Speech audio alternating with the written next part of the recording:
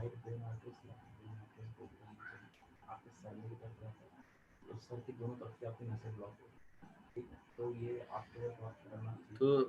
चलिए दोस्तों, आज की ट्रेनिंग को हमने YouTube लाइव कर दिया है और अब हम अपने बीच में आज के हमारे जो ट्रेनर हैं मैं उनको इनवाइट करने जा रहा हूं। तो please help me welcome to invite today's our great trainer, none of other than mister Indrajeet Yogacharya ji. तो एक बार मैं चाहूंगा दोस्तों अपना वीडियो ऑन करके जोरदार तालियों से वेलकम करें इंद्रजीत योगाचार्य जी का। वेलकम सर, वेलकम, बहुत बहुत स्वागत है आपका। गुड मॉर्निंग सभी को, नमस्कार, गुड मॉर्निंग सर, सुप्रभात। आप सभी जितने लोग पैनल में हैं सबका हम तहे दिल से स्वागत कर रहे हैं।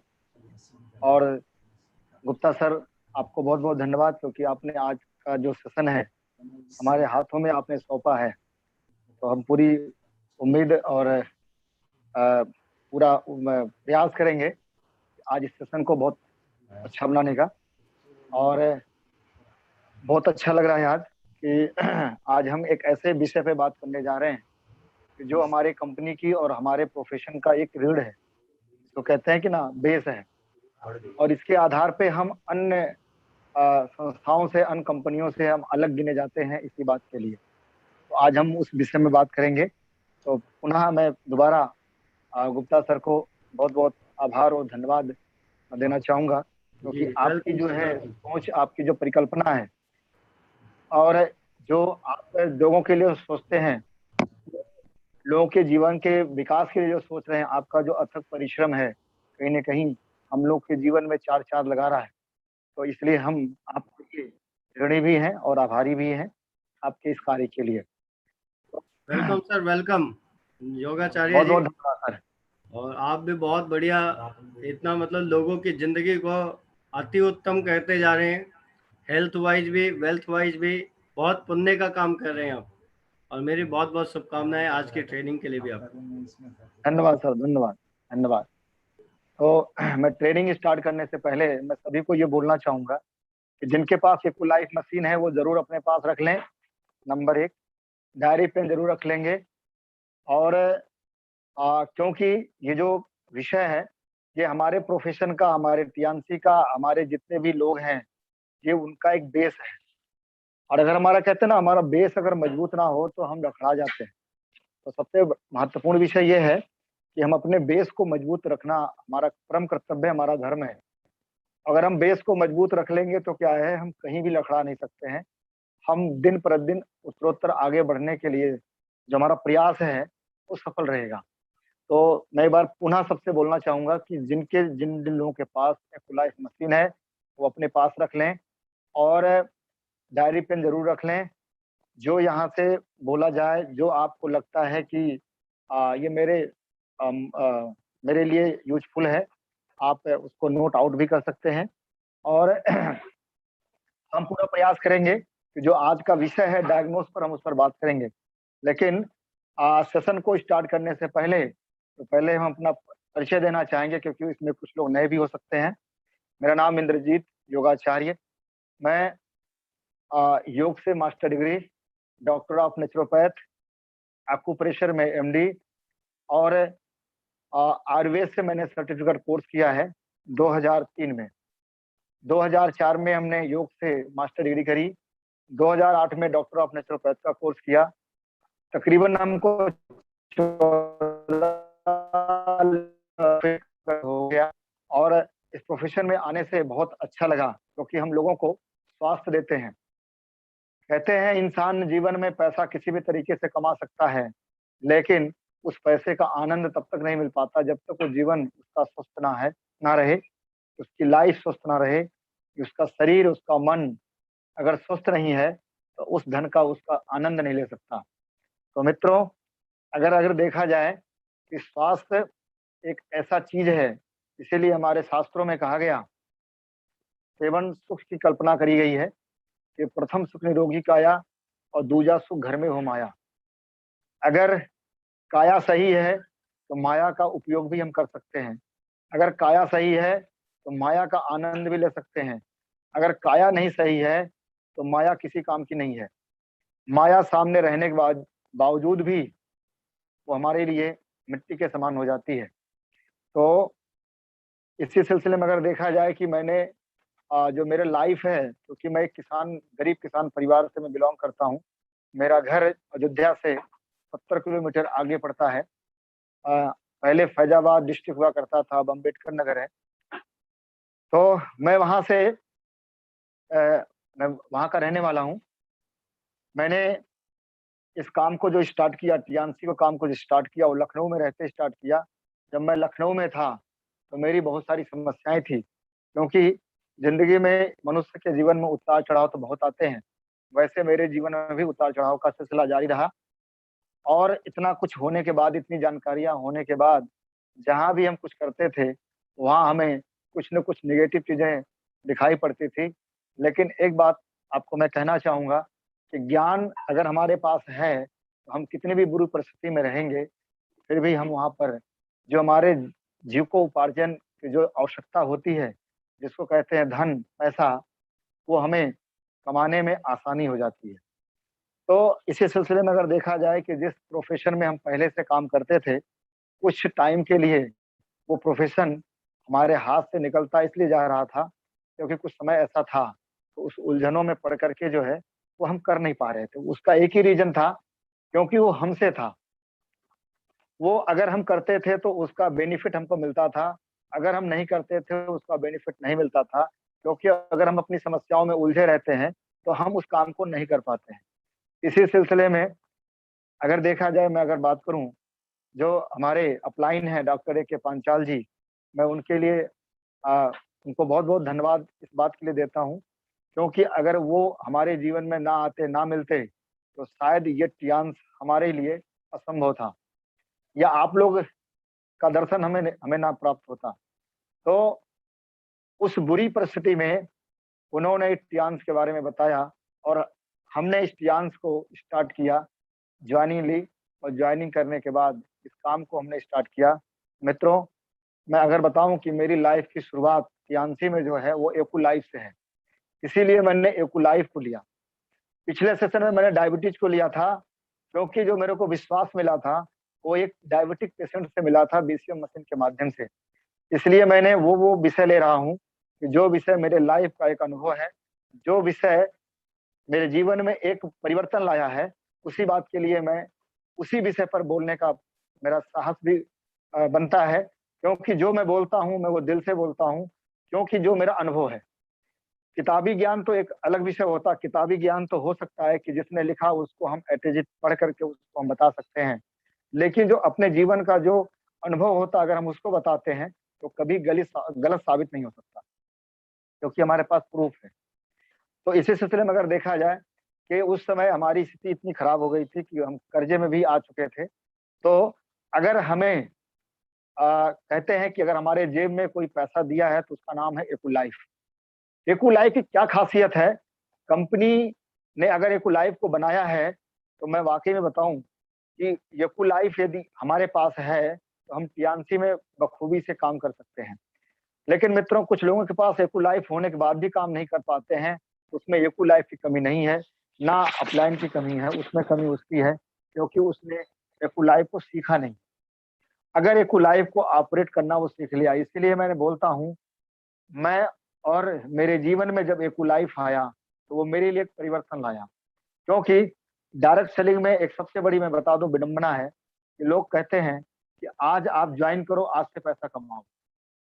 टीएनसी के अलावा जितने भी प्लेटफॉर्म हैं, जितने भी संस्थाएं हैं, कंपनियां हैं, ये वहां असंभव है।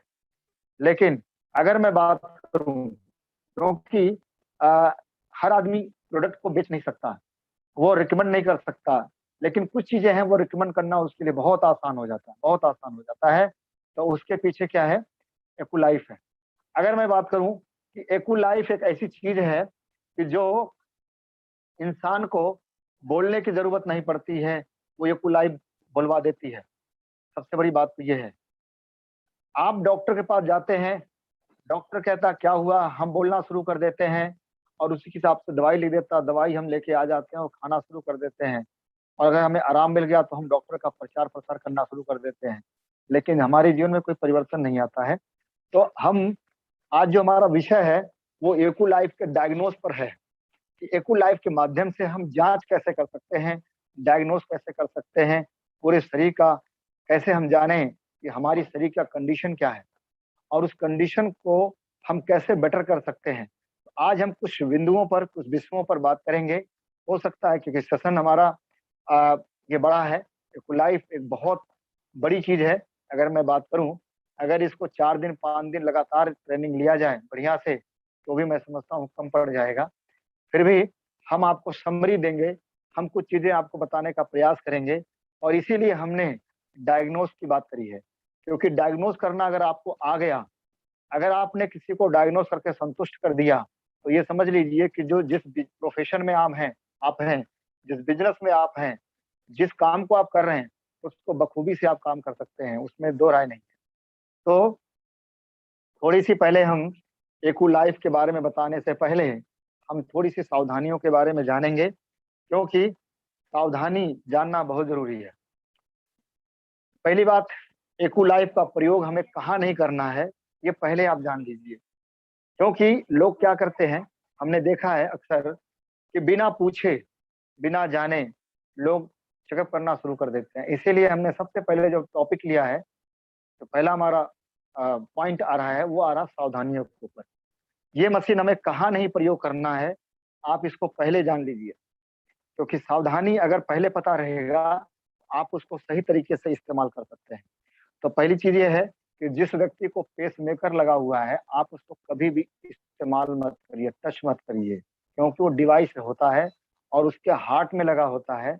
और वो जब भी कोई इलेक्ट्रॉनिक या कोई ऐसी मैग्नेटिक चीज जब उसको इस्तेमाल वो करेगा, तो उसके अलावा कुछ भी अनहोनी हो सकता है। तो इसको आप ध्यान रखिए। दूसरी बात क्या है, जो लेडीज प्रेगनेंसी पीरियड में है, आप उसको कतई मत इसको दीजिए। तीसरी जो चीज है, आप 3 साल के नीचे का जो बच्चा है, उसको मत दीजिए आप। क्योंकि बच्चा भी, उसके जो अंग अवयव है वो बहुत नाजुक होते हैं और इसको नहीं देना चाहिए। इसके अलावा क्या है, उस पेशेंट को नहीं देना चाहिए जिसको जिसको कैंसर का ट्यूमर हो, या वो जो ट्यूमर है वो कैंसर बन गया हो, मतलब उसको ब्लीडिंग भी हो रही हो, उसको दिक्कत है, आप उस व्यक्ति को आप कदापि ना दें। इसके अलावा अगर हम बात करें, जिस व्यक्ति को आ, जैसे मान लीजिए कि उसको टीबी हो गया है, प्रेजेंट टाइम में अगर टीबी है, तो टीबी की कंडीशन में आप इस मशीन को ना दें तो ठीक है। इसके अलावा जो लोग अल्कोहल इस्तेमाल करते हैं, ज्यादा अल्कोहल इस्तेमाल करते हैं, या उस समय अल्कोहल लिया हुआ है बंदा है, आप उसको ना दें। क्योंकि अल्कोहल जो होता है हमारे बीपी को बढ़ा देता है, मतलब हमारे ब्लड सर्कुलेशन को बढ़ा देता है। तो इसलिए, क्योंकि जब हम एकुलाइफ मशीन का प्रयोग करते हैं, तो बीपी हमारे ब्लड सर्कुलेशन को बढ़ा करके हमारे शरीर के अंदर के तनाव को, टॉक्सिन को रिमूव करता है। इसलिए, क्योंकि अगर वो अल्कोहल लिया है और वो बढ़ा हुआ है उसका, मान लो ब्लड सर्कुलेशन, बीपी, तो ये और बढ़ा सकता है। इसलिए उसको कदापि ना दें, ठीक है। इसके अलावा कुछ चीजें हैं, जैसे लेडीज अगर मान लीजिए उस समय पीरियड्स में हो, उसको ब्लीडिंग हो रहा हो, तो आप उस कंडीशन में उसको ना दें। क्योंकि ये ब्लड सर्कुलेशन को थोड़ा तेज कर देता है उस समय, इसलिए दिक्कतें आ सकती हैं। तो आप इन समस्याओं में ना दें तो अच्छा है। सावधानी बहुत बड़ी चीज है, क्योंकि एक्युलाइफ हमारे लिए वरदान है। एक्युलाइफ बहुत बढ़िया चीज है, नो डाउट। लेकिन जब हम कोई चीज, अच्छी चीज ज्यादा खाते हैं, ज्यादा उसको लेते हैं, तो वो फूड पॉइजनिंग हमारे शरीर के अंदर पैदा कर देता है, जिसकी वजह से हमारे अंदर बीमारियां पैदा हो सकती हैं। तो कहते हैं ना कि भाई अति अति हमेशा वर्जित है, सर्वत्र वर्जित है। तो इसलिए अति जो है खतरनाक होता है। तो हमने जो बात करी, सावधानी की बात करी, तो कहने का मकसद ये है कि एक्युलाइफ मशीन हमें कब नहीं प्रयोग करना है, इसको हमने बता दिया। कुछ चीजें और जानकारी मैं देना चाह रहा हूँ। जिसको भूख लगी हो, बहुत तेज भूख लगी है, उस समय उसको एक्युलाइफ मशीन ना प्रयोग कराएं। प्यास लगी हो बहुत तेज, उसको प्रयोग ना कराएं। व्यक्ति रास्ते में पहले चल के आ रहा हो, तुरंत ना प्रयोग कराएं, उसको थोड़ी देर के लिए बोलिए शांत हो जाए, इसके बाद उस व्यक्ति को एक्युलाइफ मशीन आप प्रयोग कराएं। तो इस प्रकार की समस्याएं जो हैं, इस प्रकार के कंडीशन है, तो आप उस समय एक्युलाइफ मशीन का प्रयोग ना करें, थोड़ी देर के बाद करें तो अच्छा रहेगा। अब हम बात करेंगे, थोड़ा सा एक्यूलाइफ के बारे में परिचय देंगे। रियली में ये जो मशीन है, ये जो एक्यूलाइफ डिवाइस है, ये हमारे हमारे लिए वरदान क्यों है? क्योंकि कहते हैं हम हर व्यक्ति, पढ़ा लिखा हो या अनपढ़ हो, साइंस को सब सपोर्ट करते हैं। जो कुछ साइंटिफिक होती है उसको हर कोई सपोर्ट करता है, हर कोई स्वीकार करता है। तो अगर देखा जाए कि एक्यूलाइफ मशीन 100% साइंटिफिक है, क्योंकि ये मशीन 16 साल रिसर्च करने के बाद तब जाके के टियान्सी ने इसको मार्केट में उतारा है। और सबसे बड़ी बात यह है, कई देशों ने इसको जो है पेटेंट भी, कंपनी ने कई देशों में कराया भी है। तो इसलिए आप जानिए कि एक्यूलाइफ मशीन को वैसी वैसी मशीन नहीं है। शेष आप जा करके साइट पर भी इसको देख सकते हैं, बहुत सारी चीजें हैं। लेकिन जो हमारा विषय है डायग्नोस का, उस पर ज्यादा हमारा फोकस रहेगा। तो अब बात करते हैं कि एक्यूलाइफ जो मशीन है वो एक एक्यूपंक्चर क्षेत्र की एक डिवाइस है, एक्यूप्रेशर जिसको बोलते हैं। अगर हम बात करें, एक्यूप्रेशर जो है 6000 साल पुराना ये एक्यूप्रेशर है। इसकी जो उत्पत्ति है वो इंडिया में हुआ था, लेकिन इंडिया वालों ने क्या किया, इसको डेवलप नहीं कर पाया। इंडिया वालों ने इसके बारीकी को समझ नहीं पाया, इसलिए ये दूसरे देश में चला गया, ये चाइना में चला गया। चाइना में जो 1000 साल के बाद जाके डेवलप हुआ, इसीलिए कहा जाता है टीसीएम जो है वो 5 साल पुराना है। एक चिकित्सा पद्धति है, एक उपचार पद्धति है। तो टीसीएम जो है 5000 वर्ष पुराना चाइना में जाके डेवलप हुआ, इसीलिए कहते हैं इसको चाइनीज एक्यूपंक्चर के नाम से जाना जाता है। तो आपको ये जानकारियां हम इसलिए दे रहे हैं कि ताकि आपको पता भी हो, ताकि कोई अगर आपसे पूछे आप बता सकें। दूसरी बात क्या है कि ये मशीन, इसको हम कहते हैं इलेक्ट्रो एक्यूपंक्चर। ये जो है विद्युत और चुंबक दोनों के सम्मिश्रण से इसको इसीलिए इलेक्ट्रो एक्यूपंक्चर बोला गया। और दोनों का काम ही होता है कि जो इलेक्ट्रिक होता है एक तरंग देता है, और मैग्नेटिक दोनों तरंगों को मिला करके हमारे बॉडी के अंदर जाकर के वो जो हमारे बॉडी के अंदर ब्लॉकेज होता है उनको तोड़ता है। जो हमारे बॉडी में मेरिडियंस होते हैं, मेरिडियंस को हिंदी में हम उसको बोलते हैं ऊर्जा प्रवाह पथ बोलते हैं, या उसको चैनल बोलते हैं। तो जब मेरिडियन, क्योंकि हमारा जो मेरिडियन होता है हमारे बॉडी में फैला हुआ है और वो अंगों से होते हुए गुजरता है, तो जहां पर जिस अंग में टॉक्सिन डिपॉजिट होता है, विकार संचित होता है, या प्राण जो हमारे बॉडी के अंदर सर्कुलेट हो रहा है, जब वो प्राण वहाँ अवरोध हो जाता है तो वहाँ कुछ न कुछ गांठें बन जाती हैं। वो उन गांठों को, उन टॉक्सिन को ये तोड़ने का काम करता है। जब ये तोड़ देता है तो क्या होता है कि जब वो विकार है, वो जो टॉक्सिन है, जब वो वहां से रिमूव कर जाता है और मल मूत्र के माध्यम से हमारे शरीर से बाहर निकल जाता है, तो हमारा शरीर धीरे धीरे स्वास्थ्य की तरफ बढ़ने लगता है। तो इसीलिए कहा जाता है कि एक्यूपंक्चर जो है, एक्यूप्रेशर जो है, ये एक तरह से मेडिसिन लेस थेरेपी है। यहाँ दवाई की जरूरत नहीं पड़ती है। तो अब बात करते हैं कि हम आपको एक चीज बताना चाहेंगे कि जिस चीज को लेके हम काम कर रहे हैं, कभी भी आप इसमें चैलेंज मत लिया करिए। क्योंकि इसमें एक बात ध्यान रखिए, जब हमने एक्यूप्रेशर की ट्रेनिंग ली थी तो हमें प्रतिज्ञा दिलाया गया था कि आप किसी भी पद्धति का बुराई नहीं करेंगे, उसकी हकीकत बताइए लेकिन बुराई मत करिए। वहां क्या हानि है, क्या लाभ है, इसके बारे में बात करिए, लेकिन उसको इग्नोर मत करिए कि नहीं ये पद्धति 100% गलत है। वो उसकी अपनी सीमाएं होती हैं, ऐसे हमारी भी सीमाएं होती हैं, एक्यूलाइफ की भी सीमाएं होती हैं, ऐसे एक्यूप्रेशर एक्यूपंक्चर की सीमाएं, आयुर्वेद की भी सीमाएं होती हैं। तो हर चीज अपनी सीमाओं में बंधा हुआ है। लेकिन जब आप उस सीमाओं से बाहर होकर बात करते हैं तो दिक्कत है, आपके लिए भी दिक्कत है और दूसरे के लिए भी दिक्कत है।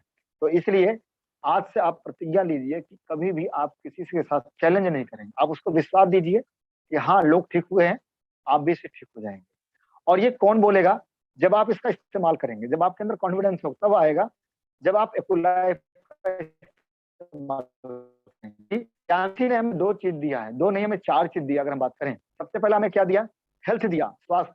हम स्वस्थ कैसे रह सकते हैं, स्वास्थ्य के प्रति जागरूक कैसे रह सकते हैं, और बीमारियों को कैसे नहीं आने दें, और उसको जाने का रास्ता हम क्या दें, हमें मिला टियान्सी से। पैसा कैसे कमाएं, हमें टियान्सी ने दिया। उसके साथ साथ शांति हमारे जीवन में कैसे आए, टियान्सी ने दिया। और विकास हम कैसे करें, हमारी ख्याति बढ़े, लोग हमें जाने, लोग हमें दूर दूर तक जाने, तो वो टियानसी ने दिया है। तो टियानसी में आप चारों चीज प्राप्त कर सकते हैं, लेकिन उसका अपना एक एक एक, एक तरीका होता है। अगर उस तरीके पर चलेंगे तो आपको निश्चित रूप से मिलेगा। जैसे मैं अगर बात करूं कि अगर मैं योगा केवल पे डिपेंड रहता तो मैं कुछ क्लाइंट के बीच में रह जाता, लेकिन आज टियानसी के माध्यम से मेरे को दूर दूर तक लोग जानते हैं। वो किसकी देन है? वो टियानसी की देन है, टियानसी के इक्विपमेंट और प्रोडक्ट की देन है। तो ये सबसे बड़ी बात है। तो अब हम बात करेंगे कि बीमारी होती क्यों है। खान पान, रहन सहन, तनाव और बहुत सारी चीजों की वजह से हमारे शरीर के अंदर जो चैनल है, जो मेरिडियंस है, जो अंग है, उसमें जाके टॉक्सिन भर जाता है तनाव के चक्कर में या खान पान गंदगियों के चक्कर में। इसीलिए जब वो गंदगी वहां पर इकट्ठा होती है तो एनर्जी का जो फ्लो है उसको वो अवरोध कर देता है, और जिसकी वजह से जब वो एनर्जी का फ्लो आगे नहीं जाएगा तो हमारे शरीर के अंदर दर्द होगा या बहुत सारी बीमारियां होंगी, लीवर संबंधित बहुत सारी समस्याएं होंगी। तो उन समस्याओं को दूर करने के लिए एक्यूलाइफ मशीन डायग्नोज भी करता है कि हमारे शरीर में ज्यादा प्रॉब्लम कहाँ है, कम प्रॉब्लम कहाँ है, उससे भी कम प्रॉब्लम कहाँ है, और जहाँ रिस्क वाला मामला आ रहा है 2 4 10 दिन, महीना 2 महीना 6 महीना में क्या प्रॉब्लम आने वाली है, वो दोनों को बता देती है। ये इसका सबसे जो वंडरफुल फीचर यहाँ पर ये है, आश्चर्यजनक मैं बात करता हूँ। तो अब बात हम समझेंगे कि ये जो मशीन है, हम लोग बोलते हैं ये मेडिकल टेस्ट की मशीन नहीं है, ये हेल्थ चेकअप की मशीन है। अब हम थोड़ा सा यहाँ जानकारी देना चाहेंगे कि हेल्थ चेकअप और मेडिकल चेकअप में जमीन आसमान का अंतर है, क्योंकि हमारी अज्ञानता जो है हमें कहीं ना कहीं भटका देती है। अभी तक क्या होता है, इंसान अपनी बॉडी का हेल्थ चेकअप कराने जाता है तो वो मेडिकल इंस्ट्रूमेंट से चेकअप कराता है, क्योंकि मेडिकल चेकअप की जो एक्यूरेसी है वो अलग है, वो 73% है। 73% से अगर ऊपर बीमारियां आपके अंदर बढ़ जाती है तो मेडिकल चेकअप बखूबी उसको पता कर सकता है। कहीं सड़ा गला है उसको पता कर सकता है, कहीं टूट फूट उस तरह की है तो उसको डिस्लोकेट है, उसको मेडिकल चेकअप पता कर सकता है। लेकिन जहां प्रॉब्लम तो है, लेकिन हम मेडिकल टेस्ट करा रहे हैं, लेकिन उस प्रॉब्लम में वो प्रॉब्लम उस मशीन के द्वारा नहीं पकड़ी जा रही है। तो इसका मतलब है कि अभी उस प्रॉब्लम की जो लेवल है, जो जो परसेंटेज है, अभी उतना नहीं हो पाया जिससे वो पकड़ सके। तो मित्रों, मैं एक बात कहना चाहूंगा, वहां पर हमारी जो एक्यूलाइफ मशीन है वो पूरी तरह से सफल है। अगर हम एक्यूलाइफ मशीन का प्रयोग करते हैं, डायग्नोस के रूप में प्रयोग करें या ट्रीटमेंट के रूप में प्रयोग करें, जो इंसान इसको अच्छी तरह से चलाना जानता है वो उसको निदान दे सकता है। तो यहाँ पर मैं बात करूं, आप हो सकता है कि मेरी बात को समझ चुके होंगे कि हेल्थ चेकअप हम यहाँ से कर सकते हैं बहुत बढ़िया ढंग से। तो यहाँ पर अगर हम जाने कि कैसे हम जाने कि इंसान के शरीर में समस्याएं कम है, ज्यादा है, या हमें किस चीज की जरूरत है, कैसे क्या चीजें हैं, वो चीज यहाँ से आपको बताएंगे कि एक्यूलाइफ जैसे हमने अभी मेरिडियन का नाम लिया और हमने कुछ चीजों का नाम लिया। तो जैसे हमारे जो हथेली होती है, उस हथेली में बहुत सारे हमारे पॉइंट होते हैं, और वो जो पॉइंट्स होते हैं, क्योंकि कुछ कुछ मेरिडियंस ऐसे होते हैं जो हमारे अंगुलियों से स्टार्ट होते हैं, और कुछ मेरिडियंस ऐसे होते हैं जो हमारे शरीर के किसी अंग से स्टार्ट होते हैं, वहां से। तो दोनों का अपना अलग अलग है, जब आप चार्ट देखेंगे तो आपको पता चलेगा। तो आपको मैं यहाँ मोटा मोटा चीज बताऊंगा कि इसीलिए हमारा जो हथेली है एक तरह से हमारे सारे ऑर्गन का जो है यहाँ स्विच है।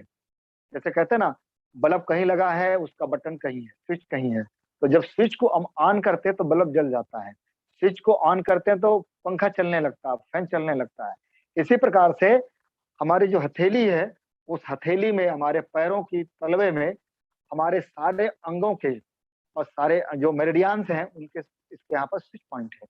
जब उस पॉइंट पे हम अपने एक्यूलाइफ मशीन के प्रोब को रखते हैं तो हमें वहां से पता चल जाता है कि किस अंग में कहाँ प्रॉब्लम आ रही है, हमें उस प्रॉब्लम पे क्या करना चाहिए, हमें कौन सा सप्लीमेंट देना चाहिए, कौन सा नहीं देना चाहिए, इसको थेरेपी देना चाहिए कि नहीं देना चाहिए, ये सारा डिसीजन हमें यहाँ से मिलने लगता है। तो यहाँ पर ये बात आती है। तो सारा अगर देखा जाए, हमारा जो एक्यूपंक्चर है, एक्यूलाइफ है या एक्यूप्रेशर है, वो टोटल रक्त के संचार पर और प्राण के संचार पर, जो कि चाइना में इसको हम लोग क्यू क्यू कहते हैं, क्यू आई या ची के नाम से इसका जो है, ची अर्थात इसको ऊर्जा हम कहते हैं, प्राण कहते हैं। तो दोनों रूप में हम इसको जानते हैं। जब इसका कहीं भी अवरोध हो जाता है, इसका फ्लो कहीं भी कम हो जाता है, वहीं पर दर्द, वहीं पर दिक्कत, वहीं पर सूजन और बीमारियां, बहुत सारी समस्याएं उत्पन्न होने लगती हैं। अब हम आगे बात करेंगे एक्यूलाइफ को हम कैसे प्रयोग करें। तो अब हम बात करेंगे जिसके पास मशीन है वो अपने पास मशीन रखे। कि पहली बात तो है कि आप एक्यूलाइफ के जो जिसके पास होगा, इसमें एक एडाप्टर होता है। अगर आपके पास इलेक्ट्रिसिटी की प्रॉब्लम है, वहाँ नहीं है, आप सेल का भी इस्तेमाल कर सकते हैं। और इसके अंदर एक प्रोब होता है, जिससे हम पॉइंट पे रख करके, प्रोब हम किसको बोलते हैं, इस प्रकार को हम बोलते हैं प्रोब। और एक्यूप्रेशर में भी प्रोब आता है, दूसरे ढंग का होता है। और ये एक हमारे पैर टाइप का होता है, इसको हम चिपका लेते हैं अपने हाथ पर। और इसको पहले क्या करते हैं, हम लेफ्ट हैंड में हम इसका प्रयोग करते हैं एक्यूलाइफ का। आप जो है इसको पहले, इसको जो हम ये जो पैड है इसको हम चिपका लेते हैं, क्योंकि अर्थिंग यहाँ से हमें मिलता है कि जिसे कहते हैं ना प्लस माइनस का मामला होता है, वैसे बिना इसके ये एक्यूलाइफ मशीन काम नहीं करेगी। तो इसको हमें क्या करना पड़ेगा, चिपकाना पड़ेगा। आप जिस हथेली में प्रयोग करें वहां चिपका लीजिए। अगर माना कि कभी कभार क्या होता है, कुछ लोगों के साथ इसमें गम जो है खत्म हो जाता है, तो इसकी वजह से चिपक नहीं पाता है, तो आप उसके दूसरे हाथ में भी पकड़ा सकते हैं। या अगर ज्यादा दिक्कत हो, आप अपने हाथ से पकड़ करके और इस तरह से आप पकड़ सकते हैं जिस तरह से मैं पकड़ा हूं। क्योंकि आपकी जो हाथ है उसके बॉडी से टच होना चाहिए, और जब आप टच करेंगे तो क्या होगा, सर्किट उसको मिलेगा। जब सर्किट मिलेगा तभी ये काम कर पाएगा। अब बात यहाँ ये आती है कि सबसे पहले हमें एक्यूलाइफ मशीन चलाने से पहले, क्योंकि एक समस्या है लोगों के सामने, जब कोई एक्यूलाइफ चलाने वाला व्यक्ति जो ऑपरेट करता है, जब किसी के हथेली पर रखता है, तो यहाँ बता, अभी तक जो भी ट्रेनिंग हुई है उन ट्रेनिंग में एक चीज बात बताई जाती है कि सबसे पहले हम फ्रीक्वेंसी को यहाँ सेट करते हैं, कि जो हमारा अंगूठा है। अब बात यहाँ आती है फ्रीक्वेंसी को सेट करने के लिए क्या करना चाहिए, क्योंकि जो मेरे पास एक्यूलाइफ मशीन है वो पुराना वर्जन है, मैं उससे भी बताऊंगा। और जिनके पास नया वर्जन है मैं आपको समझाऊंगा क्या चीजें हैं, वो भी मैं बताऊंगा, उसका फिगर दिखा के बताऊंगा। जैसे मेरे पास ये एक्यूलाइफ, मैंने इसको 2014 में लिया था, और 2014 में लेकर के मैं इसी मशीन की देन है कि जो मेरा बिजनेस, मेरा काम, और मेरे को पर डे का यहाँ से इनकम मेरे, मैंने एक एक दिन में 10-10, 20-20 चेकअप किए, 150-150 चेकअप मैंने इसी मशीन से किए। अब मैं बात करूंगा कि जो नई मशीन जिसके पास है, आप देख सकते हैं कि इस प्रकार की मशीन होगी, आप लोगों को दिखाई पड़ रही है। तो मैं यहाँ पर कुछ चीजें आपको दिखाना चाहूंगा कि सबसे पहले आपने क्या किया, पावर इससे कनेक्ट कर लिया आपने। तो अब यहाँ पर हम पहले, जैसे हम ये जो बटन आप देख रहे हैं, ये ऑन ऑफ का बटन है। ये आप इसको जब प्रेस करते हैं तो ये क्या है, मशीन ऑन हो जाती है। और जब मशीन ऑन हो जाती है तो क्या होता है, अब हम इसको फ्रीक्वेंसी सेट करते हैं। ऊपर के जो बटन का मामला होता है यहाँ पर, इससे हम क्या करते हैं, टाइमिंग सेट करते हैं, 5, 10 और 15। नीचे वाले से हम क्या करते हैं, डिडक्ट और रिलीफ का हम इससे सेट करते हैं। और यहाँ से हम फ्रीक्वेंसी को आप घटा सकते हैं और बढ़ा सकते हैं, प्लस माइनस कर सकते हैं। अब बात यह है कि डिडक्ट पे मूड पर आप सभी लोग मशीन अपना कर लीजिए। मशीन, क्योंकि जिनके जिनके पास मशीन होगा उसके पास तो ऑपरेट क्या कहते हैं, उसको ऑन करना तो आ ही गया है, तो हम ज्यादा इस पर फोकस ना करके अब आप लोग मशीन ऑन कर सकते हैं।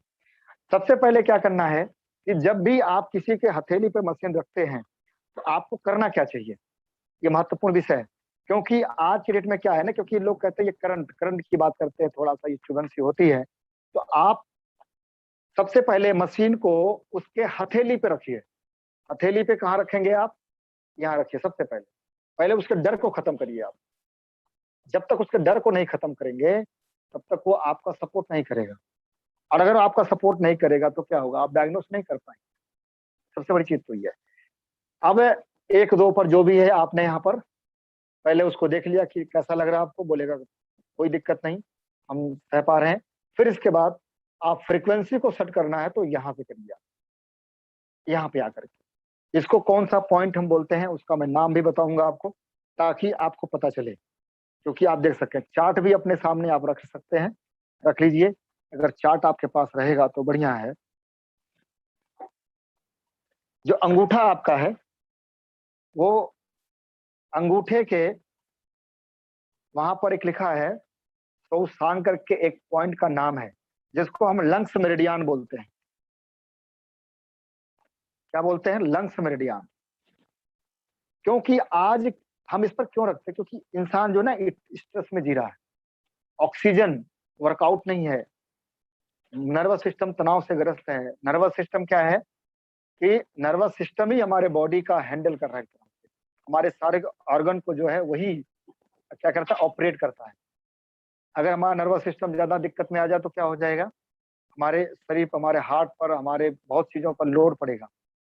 जैसे कहते हैं ना कि जब आदमी को तनाव आता है सबसे पहले उसके पेट का असर पड़ता है, पेट की दिक्कतें बढ़ने लगती है। ठीक है, क्योंकि पेट और हमारे नर्वस सिस्टम का बड़ा घनिष्ठ संबंध है। तो सबसे पहले आप फ्रीक्वेंसी 1 पे देखिए, वो व्यक्ति सह सकता है, 2 पे सह सकता है, 3 पे आप पहले सेट कर लीजिए।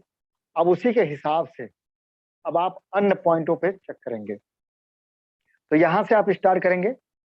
अब आप क्या करें, उसका डर आपने खत्म कर दिया कि भाई देखो कोई दिक्कत तो नहीं है, आप ठीक है ना। अब जैसे मान लीजिए कि यहाँ पर आप देखेंगे एक पॉइंट है, क्योंकि स्टार्ट हम यहीं से करते हैं।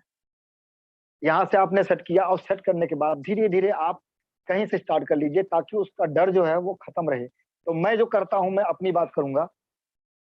लोग कैसे करते हैं, वो वो अपने हिसाब से करते होंगे या उनको जो बताया गया होगा, लेकिन मैं जैसे करता हूँ मैं आप आज को बताना चाहूंगा कि मैं स्टार्ट यहाँ से करता हूँ।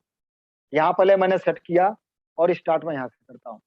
क्योंकि जब इंसान को 2-3 जगह में रखता हूँ तो उसको लगता है कि हाँ भाई यहाँ पर कोई समस्या नहीं है, कोई दिक्कत नहीं है, पॉइंट नहीं लग रहा है। अब जैसे जैसे हम जाते हैं तो सबसे पहले हम इस पॉइंट पे जाते हैं। इसको हम कहते हैं पेप्टिक अल्सर। ध्यान से सुनिए आप लोग, क्योंकि कहते हैं ना बीमारी पेट से होती है। किससे होती है? बीमारी पेट से होती है। तो पेट का इलाज सबसे पहले होना चाहिए।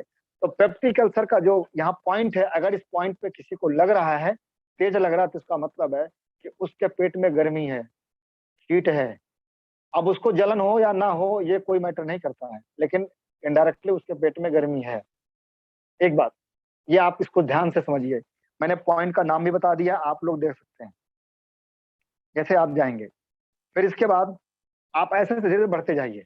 जैसे फिर हम पॉइंट यहाँ देख चेक करते हैं, उसका नाम है 19 नंबर, इन्फ्लेम्ड कोलोन। ये जो इन्फ्लेम्ड कोलोन है, अगर ये इस पॉइंट पर किसी को लग रहा है, तेज लग रहा है या मीडियम में लग रहा है, तो ये मान के चलिए कि उसको कोलाइटिस की समस्या है। कोलाइटिस, कोलाइटिस किसको बोलते हैं? जिनको बार बार फ्रेश होने जाना पड़ता है या एक बार में फ्रेश नहीं हो पाते हैं, या किसी किसी को लेटरिन जब जाते हैं तो उसमें होता क्या, म्यूकस आता है, जिसको हम लोग आंव बोलते हैं। वो किसी किसी को खूनी भी होता, खून भी होता, किसी को सफेद टाइम में आता है। तो ये जो होता है इसका मतलब उसको भयंकर कब्ज है, और कब्ज के चक्कर में उसको कोलाइटिस समस्या। किसी किसी को पेट में दर्द होने लगते हैं, बहुत दिक्कत होती है। अब पता चलता है कि जैसे मान लो लेडीजों में अगर ये समस्याएं हैं, अब पता चला इलाज किसी और कर रही है और उनको कोलाइटिस समस्या है। और अगर कोलाइटिस बहुत दिन तक रह जाए तो इंसान को बहुत सारी बीमारियां उत्पन्न कर सकता है। इन विषयों पर हम बाद में बात करेंगे कि कोलाइटिस होता कैसे है, इसका निदान क्या है, एक विषय लेंगे इस पर। तो पता कि कोलाइटिस एक खतरनाक बीमारी है और वो कई बीमारियों को जन्म देती है। तो यहाँ पर हमने बताया इन्फ्लेम्ड कोलोन, कोलोन कहते हैं हमारे बड़ी आंत को। और जो कोलाइटिस होता है वो खासकर हमारे बड़ी आंत से ही स्टार्ट होता है। क्योंकि कोलाइटिस अगर किसी को कोलाइटिस हो गया है, इसका मतलब उसको बवासीर भी होगा। अगर नहीं है आज नहीं तो कल हो जाएगा, क्योंकि 3 बीमारियां साथ साथ चलती हैं, ये भाई भाई हैं। बवासीर, पाइल जिसको बोलते हैं, कोलाइटिस और अतिसार जिसको डिसेंट्री होती है। ये तीनों बीमारियां अगर किसी को हो गई तो जान लीजिए, अगर उसको ज्यादा हो गई, अतिसार हो ज्यादा हो गया, अगर उसको मान लीजिए अतिसार के साथ साथ अगर उसको बार बार पेचिश हो रहा है, तो भविष्य में उसको बवासीर होने के चांसेस 90% हो जाएंगे। ये मैं आपको इसलिए बता रहा हूँ क्योंकि ताकि आप डायग्नोज के समय उसको आप सजग जागरूक कर सकें। अगर उसको पाइल्स हो गया है तो कभी न कभी जीवन में उसको कोलाइटिस भी हो जाएगा, चाहे थोड़े दिन के लिए होगा या ज्यादा दिन के लिए होगा। और ये तीनों जो बीमारियां होती हैं ये कब्ज के चक्कर में होती हैं। कब्ज ही इसकी जड़ है, इसकी माँ है। ये बात समझिए इस चीज को। इसके अलावा फिर हम आगे बढ़ते हैं। यहाँ पर हथेली के मध्य में अगर आप देखेंगे, थोड़ा सा नीचे जा करके जहाँ आंतें बनी होती है, यहाँ आप देखेंगे यहाँ पर आंत आपको दिखाई पड़ रहा होगा, ये आंतें बनी हुई है, ये छोटी आंत है और इसमें बड़ी आंत है। तो सबसे बड़ी बात मैं आपको एक बात कहना चाहूंगा कि जैसे यहाँ 4 सेंसेशन होते हैं। एक होता है हल्का सा, जैसे चींटी काट लेती है, आपको महसूस होता है कि हल्का सा, तो वो फीलिंग होगी, आपको इलेक्ट्रिकल थोड़ा सा लगेगा। एक होता है कि वो बहुत तेज लगेगा लेकिन वो फैलेगा थोड़ी दूर तक। तो जो थोड़ा सा लगा इसका मतलब है कि प्रॉब्लम उतना खास नहीं है, लेकिन जब वो फैलता है, करंट जब फैलता है, इसका मतलब है कि परेशानियां स्टार्ट है, वहां पर कमजोरियां बढ़ रही हैं, धीरे धीरे उस पर लोड पड़ रहा है, दिक्कतें आ रही हैं। लेकिन वो दिक्कतें उनको फील नहीं होगा, लेकिन जैसे उनको चुभन सा होगा, चुभन है पर वो सहने योग्य है, मतलब वो सह सकता है, इसका मतलब है कि उसको परेशानी है, और वो परेशानी अगर उसका ध्यान नहीं देगा तो कल वो बीमारी में कन्वर्ट हो जाएगा। लेकिन एक समस्या ऐसी है जो बहुत तेजी से चुभता है, मतलब सुई की तरह चुभता है, क्योंकि एक्यूपंक्चर जो है वो सुई के द्वारा होता है, लेकिन जो एक्युलाइव मशीन है वो निडललेस एक्यूपंक्चर है। अगर निडललेस एक्यूपंक्चर है तो इसमें क्या, हमको कोई सुई चुभोने की जरूरत तो नहीं पड़ रही है, लेकिन इस प्रोब के माध्यम से जहां हम रखेंगे वहां क्या होगा, सुई की तरह चुभेगा, मतलब व्यक्ति सह नहीं पाएगा। जहां अगर सह नहीं पा रहा, अगर वो पैथोलॉजी टेस्ट भी कराता है तो वहां पर पैथोलॉजी में बॉर्डर लाइन पे लगभग लगभग आने का चांस 90% बना रहता है। हमने देखा है कुछ लोगों को, हमने जब बताया कि आप जाके पैथोलॉजी टेस्ट कराएंगे तो उसमें आएगा, तो उनको आया।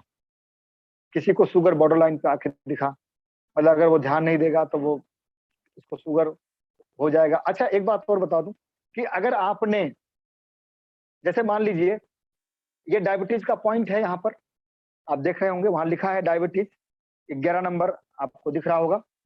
अगर 11 नंबर पे आप रखते हैं, माना कि, और 11 नंबर पे क्या है,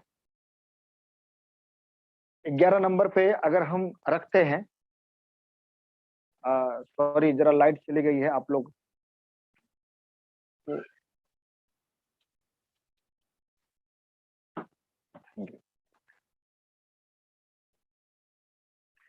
तो अगर डायबिटीज पॉइंट पे आप रखते हैं, वैसे अक्सर क्या होता है कि आपके पास कोई व्यक्ति जब आता है तो या तो डायबिटीज से ग्रस्त है, या तो उसको डायबिटीज नहीं है, फिर भी उसको मान लिया आपने चेकअप किया, उसमें डायबिटीज का हमें समस्या का पता चला थोड़ा सा, तो ये पॉइंट लगेगा पर बहुत कम लगेगा, ना के बराबर, मतलब समझिए कि बहुत हल्का लगेगा।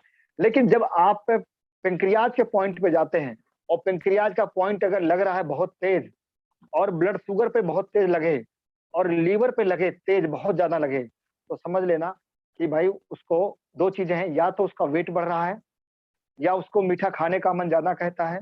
आप उससे सवाल करिए, वो तुरंत बताएगा कि हाँ हमको मीठा खाने का मन कर रहा है, या तो बोलेगा हमारा वेट बढ़ रहा है, या ये कहेगा कि हमने अपना वेट अभी जल्दी घटाया है, कम किया लेकिन हमें और घटाना है। वो इस प्रकार के आपको संकेत देगा। और एक बात और बताऊं आपको, अगर मान लीजिए कि ब्लड शुगर पे बहुत तेज लग रहा है, यहाँ जो हमारी ये जो मध्य फिंगर है, जिसको हम क्या ना कहते हैं, मिडिल फिंगर जिसको हम बोलते हैं, मिडिल फिंगर, रिंग फिंगर के जहाँ ब्लड शुगर का पॉइंट आप लिखा देखेंगे, अगर वो पॉइंट तेज लग रहा है और पेंक्रियाज तेज रहा है, तो इसका मतलब है उसके ब्लड में शुगर की जो मात्रा है, मतलब चीनी की मात्रा, मिठास की मात्रा बढ़ रही है, और उसके पेंक्रियाज पर लोड पड़ रहा है। क्या पड़ रहा है? लोड पड़ रहा है। वो क्या कर रहा है कि वो इंसुलिन दे रहा, लेकिन वो उतना दे नहीं पा रहा, जिसको फिर भी वो सरवाइव कर रहा, क्योंकि अभी उसके अंदर इतना ताकत है कि वो झेल ले रहा है। और उस समय अगर देखा जाए उसकी पेट की समस्या बनी रहेगी। तो यदि आप यहाँ पर उसको पहले, अगर आप उसको सोल्यूशन दे देते हैं कि आप जिंजमा खिला दिया आपने, या उसको थेरेपी की बात कर दी, तो वो क्या करेगा, समय रहते अपने आप को ठीक कर लेगा, उसको भविष्य में शुगर होने का चांसेस नहीं रहेगा। ये चीज तो ये मैंने आपको बताया कि ये 3 पॉइंट आप जरूर इसको देखिए। आप अगर 3 पॉइंट को देखेंगे तो क्या होगा कि आपको पता चल जाएगा। अब यहाँ पर अगर देखेंगे आप कि यहाँ पर मैं पॉइंट बताना चाहूंगा आपको कि जिसका नाम है फ्लू। आप अपने चार्ट में देखिए, नाम लिखा गया फ्लू, वो रिंग फिंगर में है। फ्लू अगर पॉइंट पे आप चेक करते हैं तो उसका सिम्टम क्या होता है, मैं आपको सिम्टम पर बात करूंगा। अगर इसमें बहुत तेज लगता है उस व्यक्ति को, इसका मतलब है कि जो आपने पेप्टिक अल्सर पे चेक किया था, वहां पेट में गर्मी थी, अब यहाँ डिसाइड हो चुका है कि रियल में उसके पेट में गर्मी है। अगर उसके पेट में गर्मी है तो उसका मुंह का स्वाद भी खराब होगा, या उसके मुंह में पानी आता होगा, या उसको भूख कम लगती होगी। ये सिम्टम उसको नजर आएंगे, और पेट उसका जो है वो भरा भरा सा या फुला फुला सा लगेगा। इसका डिसाइड कहाँ होगा? जब आप जाएंगे उसी फिंगर में, आप पॉइंट का नाम बता रहा हूं मैं आपको, उसका नाम है इन्फ्लेम्ड इंटेस्टाइन, जिसका नंबर है तकरीबन 51 नंबर। आप 51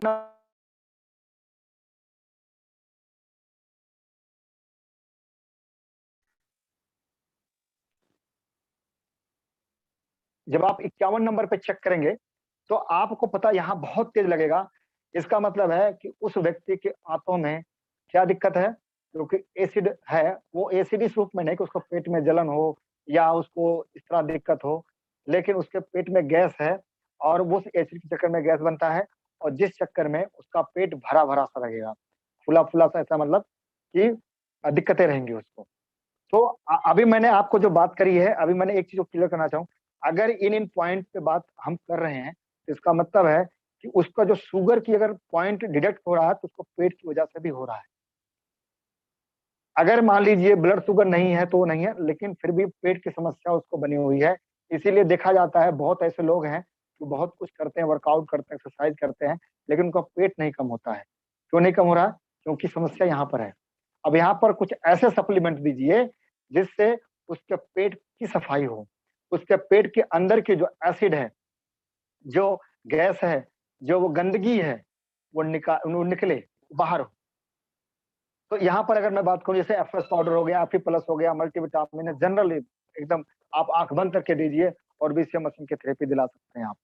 आगे अगर हम बढ़ते हैं, अब मैं आपको बात करूंगा, फिर यहीं से मैं चलूंगा, क्योंकि पेट की वजह से आजकल देखा जाता है कि गठिया की समस्या, जोड़ों की समस्या, कैल्शियम की दिक्कत आने लगती है। तो यहाँ पर अगर हम देखें, एक पॉइंट है, 40 नंबर पॉइंट है, उसका नाम है रिमोटिज्म। अगर रिमोटिज्म पे लग रहा है, इसका मतलब यह है कुछ तो घुटने की समस्या आ रही है, उसके घुटने में कटपट की आवाज आना, या जैसे कैल्शियम की डिफिशियंसी होना, या जल्द रास्ते चलता जल्दी उसके पैरों में थकावट आ जाना। और अब ये क्लियर कैसे हो कि अगर उससे घुटने में दिक्कत आ रही है, जोड़ों में अगर दिक्कत आ रही है, तो वो रीजन क्या हो सकता है? रीजन पेट भी हो सकता है, रीजन लीवर भी हो सकता है। तो आप उसी फिंगर में देखिए, लीवर का एक अंग छपा हुआ है, उसी के बगल में अगर उस पॉइंट पे आप प्रोब को रखते हैं, वहां अगर तेजी से लग रहा है या मीडियम में लग रहा है, तो इसका मतलब है चुभन सी हो रही है। इसका मतलब है अगर उसे घुटने की समस्या आ रही है तो लीवर के चक्कर में आ रहा है। हमें इलाज किसका करना चाहिए? लीवर का भी इलाज करना चाहिए। अगर आप देखें कि फ्लू का पॉइंट भी आ रहा है, पॉइंट नंबर 52 और कहते हैं 51, ये सारे आ रहे हैं, तो इसका मतलब है कि इन्हीं चक्कर में ये मामला बिगड़ रहा है। तो यहाँ पर हमें ध्यान देने की जरूरत है कि यहाँ पर हम कैसे लोगों को डायग्नोस करें कि एग्जैक्ट आपको यही प्रॉब्लम है। अगर इस प्रॉब्लम को आप दूर करना चाहते हैं तो आपका इलाज करना ये करना चाहिए। और लोग क्या कहते हैं?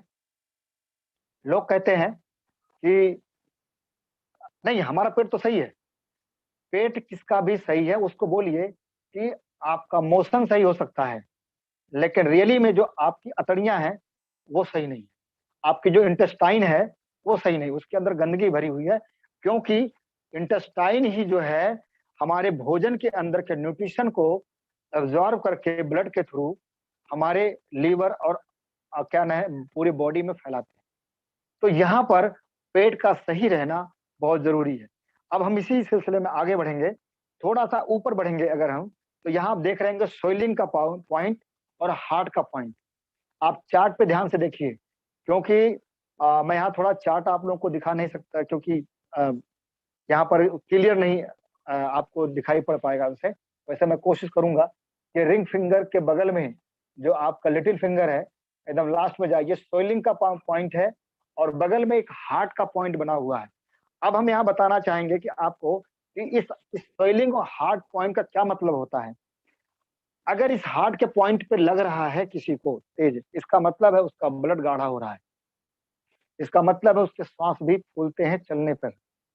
जैसे थोड़ा चलेगा श्वास फूलेगा। आपको पता है अगर ब्लड गाढ़ा होगा तो हमारे हार्ट पर लोड पड़ेगा, हमारे हमारे फेफड़े पर दिक्कत आएगी और हमें थकावट भी जल्दी आने का चांसेस बनता है। इसलिए अगर इस पॉइंट में किसी को लगता है तो इसका मतलब या तो पानी कम पी रहा है, वो उसका ब्लड गाढ़ा हो सकता है, या एसिड उसको बनते हैं, या उसका ब्लड एसिडिक हो रहा है। तो ये परेशानियां आ सकती हैं। तो उसको बोलिए कुछ ऐसा सप्लीमेंट का इस्तेमाल कराइए, कुछ ऐसा उसको प्रिकॉशन बताइए कि जिससे उसका ब्लड गाढ़े से पतला हो। क्योंकि मित्रों एक बात कहना चाहूंगा, अगर ब्लड गाढ़ा होने लगता है तो हार्ट पे दिक्कत आती है, इसलिए हार्ट अटैक की समस्याएं दिक्कतें बढ़ जाती हैं, या और सारी दिक्कतें बढ़ जाती हैं। उस इंसान को गुस्सा ज्यादा आएगा, या उसके अंदर झनकपन रहेगा, वो उसका जो कहते हैं कि मतलब कि स्थिति खराब होगी, उसकी अच्छी नहीं रहेगी। फिर इसके बाद आगे हम बढ़े कि सोइलिंग। सोइलिंग तो एक ऐसी चीज है कि बॉडी में सोइलिंग कहीं भी होगा तो ये पॉइंट जरूर लगेगा, चाहे वो किसी लेडीज के यूट्यूब में भी हो वो भी लगेगा, चाहे अगर आप देखें किसी के बॉडी के किसी भी अंग में सोइलिंग हो तो भी लगेगा। अब किसी किसी को आपने देखा होगा इनको थायराइड की समस्या होती है, उनको अक्सर ये पॉइंट लगता ही लगता है। अब हम आगे बढ़ेंगे। अब यहाँ पर आप चलें कि आंखों की हम बात करते हैं, क्योंकि आंख एक ऐसी चीज है कि आज बच्चों का आंख की प्रॉब्लम आ रही है। अगर आंख सही ना रहे तो हम दुनिया को देख नहीं सकते हैं बढ़िया से। आंख हमारे शरीर का एक बहुत बहुत मूल्यवान अंग है। तो आंखों की समस्या को समझने के लिए हमें क्या करना चाहिए, क्योंकि आंख की समस्या वैसे ही देखा जाए तो पेट की वजह से ही स्टार्ट होता है। अगर किसी को आंख की प्रॉब्लम है तो पेट को जरूर सही करें। पेट उसका कितना भी सही रहता हो फिर भी ऐसा चीज लें इसका मतलब है या तो विटामिन ए या विटामिन सी या बहुत सारे ऐसे मिनरल विटामिन जो होते हैं वो हमारे आंखों को कमजोर कर देता है। और सबसे बड़ी बात यह है जिसको गैस की समस्या ज्यादा होती है उनको आंखों की समस्या बढ़ने लगता है। इसलिए गैस की समस्या जो है वो आंखों को की परेशानियों को जन्म देता है। तो यहाँ पर अगर मैं बात करूं कि जो ये पॉइंट है लिटिल क्या कहते हैं मिडिल फिंगर में, यहाँ दो आंख के पॉइंट बने हुए हैं, और जैसे आप यहाँ पॉइंट आप अपना प्रोब रखेंगे वहां पता चल जाएगा कि लेफ्ट आंख में प्रॉब्लम है, राइट में प्रॉब्लम है। लेकिन इस प्रॉब्लम को डिटेक्ट करते समय या करने के तुरंत बाद आप देखेंगे जो हमारे हथेली का बैक पोर्शन है, आप बैक पोर्शन को अगर आप देखेंगे तो जो अंगूठे में लिखा है एक पॉइंट है आई लिखा होगा। अगर अगर माना कि फ्रंट वाले फ्रंट की तरफ हथेली के फ्रंट के पॉइंट में अगर आंखों पे नहीं लग रहा है, अगर आप बैक साइड में लग रहा तो इसका मतलब है उसके कहीं ना कहीं रेटिना या उसके नसों में प्रॉब्लम आ रही है, जिसकी वजह से उसकी आंखों पर दिक्कत आ रही है। अब ये समस्या गैस की वजह से हो सकती है, ये समस्या क्या नाम है उसको सिर में कोई प्रॉब्लम होने से भी हो सकती है। तो ये आंखों के प्रॉब्लम को कैसे आप जब आंखों का चेकअप आप करते हैं तो क्योंकि जब आप पूरा चेकअप करते हैं तो पता ही चल जाता है कि इस इंसान की किस पॉइंट पे ज्यादा लगा है। अगर उसके पेट इंटेस्टाइन के पॉइंट पे ज्यादा लगा है, लीवर के पॉइंट पे लगा हुआ है, तो आंखों के पॉइंट पे ज्यादा लग रहा है, इसका मतलब है उसके पेट की वजह से या मोबाइल ज्यादा देख रहा है, मोबाइल के देखने से हमारे आंखों के तनाव पे अगर असर आता है, मसल्स पे असर आता है, तो इस पॉइंट पे लगेगा, फ्रंट वाले पॉइंट पे लगेगा। अगर नसों में प्रॉब्लम आ रही है तो बैक पॉइंट पे लगेगा। तो बैक पॉइंट को जरूर आप चेक करिए ताकि ये पता चल सके कि आंखों की जो समस्या है वो मेन समस्या क्या है।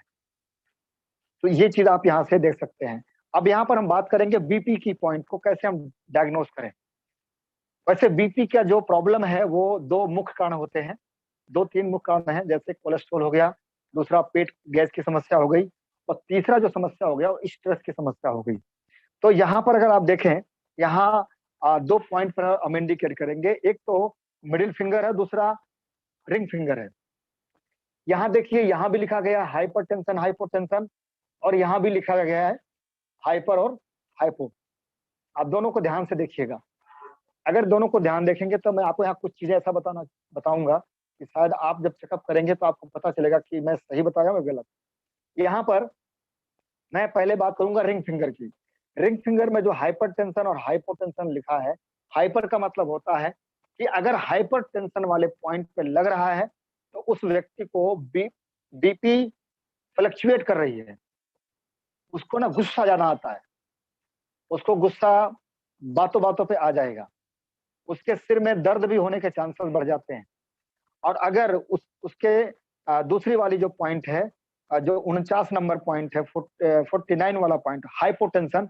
हाइपोटेंशन का मतलब होता है बीपी लो होना। यहाँ पर एक देखा जाता है, इस पॉइंट से कई चीजें नजर आती हैं। एक तो नजर ये आती है कि अगर ये पॉइंट लग रहा है तो या वो बंदा डिप्रेशन में है, कभी कभार उसकी कंडीशन दिन भर में ऐसी आ जाती है कि वो सोचता है मेरे से कोई बात ना करे, अगर उससे आप अच्छी बात करेंगे तो भी उसको बुरा लगेगा, मतलब वो कहीं न कहीं उसको अच्छा नहीं लगता लोगों से बात करना, तो वो डिप्रेशन में चला जा रहा है कुछ क्षण के लिए, या उसकी बीपी लो, या तो उसका मुँह का स्वाद खराब होगा। अगर ज़्यादा पॉइंट लग रहा है, वो बहुत तेज़ चुभन सी हो रही है, तो क्या होगा, उसका मुँह का कड़वाहट उसके मुँह में आएगा, और जिस समय उसका मुँह का कड़वा होगा और उसी समय उसको ऐसा महसूस होगा कि उसको दिक्कतें हो रही हैं। तो उसको 2 रीज़न हो सकते हैं, या तो डिप्रेशन में जा रहा है, या तो वो बीपी उसकी लो हो रही है, या तो फिर उसको भूख ना लगने के चक्कर में, या ठीक से उसका हाजमा दुरुस्त नहीं है, क्योंकि अगर हाजमा दुरुस्त नहीं है, तो खून ठीक से नहीं बनेगा, और खून अगर ठीक से नहीं बनता तो दिक्कतें उसको बढ़ेंगी। तो ये जो चीज़ है, ये जो हाइपोटेंशन मतलब ये है, इसका मतलब ये नहीं कि उसको बीपी है। अगर अब बीपी उसको है तो हम कैसे पता करें? तो आप आ जाइए मिडल फिंगर में, जो आँखों के ऊपर का जो पॉइंट आप देख रहे होंगे, वो पॉइंट जो है, इसमें भी हाइपरटेंशन, हाइपोटेंशन लिखा हुआ है। अगर हाइपर में लग रहा है तो इसका मतलब उसकी बीपी हाई है, या वो बंदा दवाई ले रहा है, या उसकी बीपी बॉर्डर लाइन पे आ जाती है। उस समय उसको सिर में दर्द भी होने लगता है, जैसे वो थोड़ा-सा एकांतवास हो जाता है, या वो शांत जगह चला जाता है, तो थोड़ा-सा वो नॉर्मल, या वो सो लिया उसने, नींद उसको आ गई, तो उसको थोड़ी शांति मिल जाती है। लेकिन अगर आप दूसरे पॉइंट पे चेक करते हैं, हाइपोटेंशन की हम बात करते हैं, इसमें अगर देखा जाए, ये रियल बताता है कि बीपी इनकी लो हो रही है। अब अगर इस पॉइंट पे आता है, मान लो किसी को चुभन सी हो रही है, आसानी करंट लग रहा है, तो उससे सवाल करिए आप कि या तो आपके आँखों के सामने झिलमिलाहट सी होती है, जैसे तारे जैसे दिखाई पड़ते हैं, या तो उसको चक्कर आता होगा, या उसको जो है कमजोरी महसूस होने लगती है, या फिर उसको दिक्कतें होती हैं, मतलब जैसे वीकनेस टाइप की दिक्कतें होती है। तो बीपी लो में ये चांसेस बढ़ते हैं, या उसकी बॉडी जैसे लगता है कि शिथिल होने लगती है, कि मतलब कपकपी टाइप की आने। तो इस पॉइंट से जो है, ये अब क्लियर हो गया है कि जो रिंग फिंगर का पॉइंट है, उस पॉइंट से ये पता चलता है कि इंसान टेंशन में है, या डिप्रेशन में है, या वो बीपी लो की तरफ बढ़ रहा है। और जो मैंने मिडिल फिंगर की बात करी, उसमें ये बताया कि उसमें दिक्कत है। तो ये हमें यहाँ से ये पता चलता है। आप यहाँ से कर सकते हैं। जैसे कुछ लोग ऐसे हैं कि अगर आप बोलेंगे आप इसको चेक कराइए, या तो आपकी बीपी बॉर्डर लाइन पे जा रहा है, या बीपी बढ़ रही है, तो ज़रूर बताएगा। अब हम चलते हैं अगले स्टेप पे। अब यहाँ पर हम मोटा-मोटा बताएँगे आपको। यहाँ पर आप देखिए, फ्रंट साइड में लीवर डिसऑर्डर लिखा गया है। लीवर डिसऑर्डर एक ऐसा पॉइंट है, जो कि लगभग-लगभग सब में लगता है। और एक पॉइंट मैं और बताना चाहूँगा, 70 नंबर और 69 के बीच में लीवर है। हाँ, 70 नंबर ही है। वहाँ लीवर का एक फिगर बना हुआ है, आप लोग देख सकते हैं। अगर ये पॉइंट तेज लग रहा है, ये पॉइंट ऐसा है कि जो फैटी लीवर को इंडिकेट करता है। अगर आप यहाँ देखें, किसी को आप प्रोब को रखते हैं और बहुत तेज लग रहा है, और उससे बोलेंगे आपका लीवर फैटी है, तो कहीं न कहीं डायग्नोस करा चुका होगा, या उसको डायग्नोस कराने को बोलेंगे, अल्ट्रासाउंड इत्यादि, तो उसमें ज़रूर निकलेगा कि इनका जो लीवर है वो फैटी है। अगर इस लीवर फैटी के साथ लीवर डिसऑर्डर का पॉइंट लग रहा है, तो इसका मतलब है उसका पेट या तो निकल रहा है, या तो उसका वेट बढ़ रहा है, फैटी लीवर के चक्कर में। क्योंकि लीवर एक ऐसा अंग है, जो हमारे फैट को एनर्जी में कन्वर्ट करने का काम करता है। अब आपको पता है कि लोग जो मोटे लोग होते हैं, अगर उनका लीवर सही नहीं रहेगा, तो वो फैट को क्या करेगा, वो एनर्जी में कन्वर्ट नहीं करेगा, तो उनको लेज़ीनेस, उनको थकावट, उनको ज़्यादा सोने का मन। अब बात ये है कि सोने का, थकावट का पॉइंट कहाँ से हम पकड़ें, तो उसी के आप नीचे जाएँगे, तो वहाँ लिखा एक शब्द है, इंसोम्निया। इंसोम्निया का वैसे मतलब अनिद्रा होता है, लेकिन इस इंसोम्निया का मतलब होता है कि उसको नींद ज्यादा आता होगा, या उसको थकावट आती है, या अगर उसकी नींद टूट गई, ठीक है ना, वैसे जल्दी टूटेगी नहीं, अगर मान लो टूट गई तो उसको फिर भी थकावट बनी रहेगी। और उसी के अगर सिलसिले में अगर इंसोम्निया की हम बात कर रहे हैं, तो आप अगर देखेंगे अंगूठे के में जाएंगे तो वहां पर भी इंसोम्निया लिखा गया है, और इस इंसोम्निया का मतलब है उसको नींद कम आना। इसलिए जब आप चेकअप करते हैं, इन दोनों पॉइंट को एक साथ चेकअप करा करिए। इस इंसोम्निया को जो इंडेक्स फिंगर, तर्जनी उंगली जो है, और तुरंत आप चेकअप करिए अंगूठे वाले को। आप तब जाके डिक्लेयर होगा कि इस व्यक्ति को नींद अगर कम आती है या ज्यादा आती, क्या आती है, कैसे आती है, क्यों आती है, आप उसको सही उत्तर दे पाएंगे। और उसका रीजन क्या है? उसका रीजन है लिवर डिसऑर्डर। उसका रीजन हो सकता है पेट की समस्या, गैस की समस्या, एनर्जी लो, ये सारी समस्याएं यहाँ से आपको इंडिकेट होता है। अब अब हम बात करते हैं, आजकल दिक्कतें आती है लोगों को थायराइड के पॉइंट बन जा रहे हैं, क्योंकि थायराइड की समस्या बहुत ज्यादा देखी गई है। तो थायराइड का पॉइंट जब आप चेक करते हैं, तो थायराइड का पॉइंट के साथ साथ आप देखेंगे थायराइड का पॉइंट कहाँ है? अंगूठे के मध्य में है। जो अंगूठा है वहां पर आप देख सकते हैं, यहाँ पर थायराइड का पॉइंट है। जब इस पॉइंट पे आप रखेंगे और बहुत तेजी से लग रहा है, तेजी के साथ साथ यहाँ पर आप देखेंगे हथेली में जाएंगे, अंगूठे की थोड़ा जड़ की तरफ जाएंगे अगर आप, तो यहाँ लिखा है एंडोक्राइन सिस्टम, मतलब एंडोक्राइन का पॉइंट एक बना हुआ है, चरकोट टाइप में बना हुआ है। अगर इस पॉइंट पे लग रहा है और इस पॉइंट पे रखने से अगर उसका अंगूठा, मान लीजिए दो चीजें होती है, उस पॉइंट पे तेज से लगेगा या अंगूठा ऐसे होगा, ऐसे ऐसे होता रहेगा, मतलब वो खींचेगा। इसका मतलब है उसका जो एंडोक्राइन सिस्टम है वो कमजोर है, वीक है।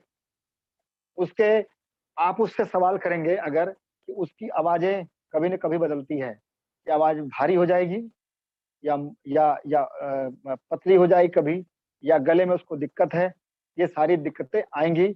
और उसको उसको उसका वेट भी बढ़ेगा उस समय, क्योंकि थायराइड में अक्सर देखा जाता है जिसको अ, होता है, उनका वेट बढ़ता है। एक हाइपर होता है, एक हाइपो होता है, दोनों का सिम्टम अपना अलग अलग होते हैं।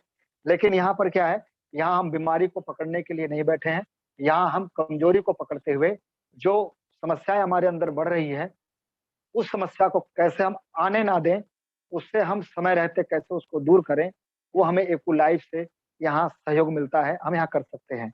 अब मैं यहाँ पर अगर मैं हार्मोन पे आ चुका हूँ, तो मैं यहाँ एक बात और कहूंगा, ये ज्यादातर लेडीज इस बात को ध्यान दें, और लेडीजों के ये जानकारी का विषय है, क्योंकि आज सबसे ज्यादा परेशानी जो है लेडीजों में आ रही है, खासकर गायनिक समस्या को लेकर के।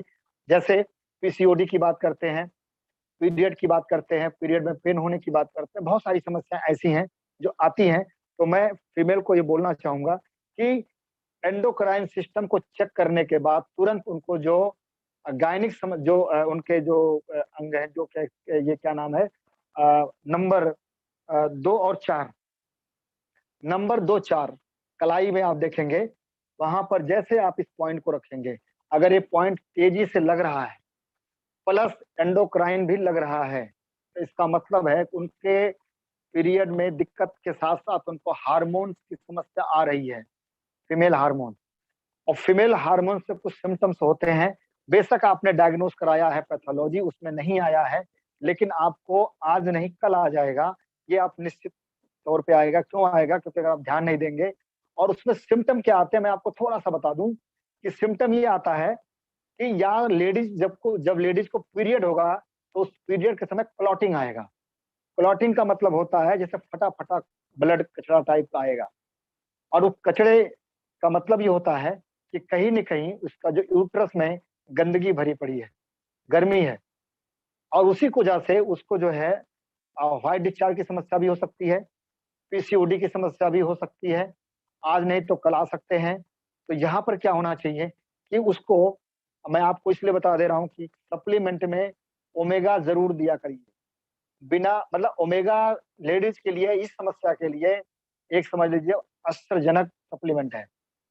मैं, मेरे पास जब कोई केस ऐसा आता है तो मैं यही काम करता हूँ, आंख बंद करके उसको ओमेगा लाइफ में जरूर देता हूँ, पेट का तो बात तो है ही है।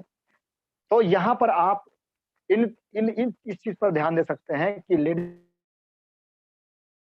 पे ध्यान दें, क्योंकि अगर समय रहते आप ध्यान देते हैं तो वो बड़ी समस्या नहीं आएगी। नहीं तो मैं देख रहा हूँ खासकर फीमेल्स के साथ हो रहा है कि 28 साल की उम्र में, 32 साल की उम्र में, 30 साल की उम्र में, 25 साल की उम्र में उनके यूट्रस को रिमूव कराना पड़ता है। तो ये मैं दोनों तरीके से बताया आपको कि आप लक्षण से भी जान सकते हैं और मशीन से भी चेकअप करके भी जान सकते हैं। और ऐसे लेडीजों में अक्सर देखा जाता है कि पेट की समस्या बनी रहती है। तो आप इंटेस्टाइन के पॉइंट को जरूर आप चेक करिए। अब मैं थोड़ा आगे बढ़ूंगा, बैक साइड में चलूंगा मैं, कि क्योंकि हमने ये सब बातें तो कर ली, लेकिन अब पेट की बातें करना बहुत जरूरी है। अब यहाँ पर देखा जाए, वैसे लोगों का कहना है कि जो एलो का पॉइंट है उसको चेकअप नहीं करना चाहिए, लेकिन मेरा मानना है चेकअप करना चाहिए, क्योंकि हमें इससे कुछ चीजों का पता चलता है। क्योंकि ये जो लार्ज इंटेस्टाइन है, जो आपके जो इंडेक्स फिंगर है, इस इंडेक्स फिंगर के लास्ट में जो नाखून है, उसके जड़ में आप अगर जाएंगे, वहां देखिए लिखा है लार्ज इंटेस्टाइन। अगर इस पॉइंट को आप चेक करते हैं और ये पॉइंट चुभन सी होती है, इसका मतलब है वो व्यक्ति ठीक से फ्रेश नहीं हो पाता है। कॉन्स्टिपेशन पर रखेंगे, उस पर भी आएगा। ये पॉइंट ये बताता है कि हमारे आंतों का जो मूवमेंट है वो कैसा है। इसलिए इस पॉइंट पे जरूर आप चेक करिए। इसी प्रकार से आप देखेंगे, लिटिल फिंगर में जाइए, बाहरी तरफ, यहाँ पर आप देखेंगे स्मॉल इंटेस्टाइन का मेरिडियन का ये स्टार्टिंग पॉइंट है। इस पॉइंट को भी चेक करिए आप। इससे पता चलता है कि उसके छोटी आंत में दिक्कत है। छोटी आंत में क्या दिक्कत हो सकती है, या उसकी आंतों में गर्म जैसे हीट हो सकते हैं, पेट साफ नहीं हो रहा है, उसकी वजह से अब जैसे कभी कभार एक यहाँ पर मैं आपको बता दूं, अपवाद भी है कि जैसे माना कि छोटी उंगली के जो स्मॉल इंटेस्टाइन का पॉइंट तेजी से चुभन हुआ, लेकिन लार्ज इंटेस्टाइन का पॉइंट उस पर नहीं लगा, उतना चुभन नहीं हुआ।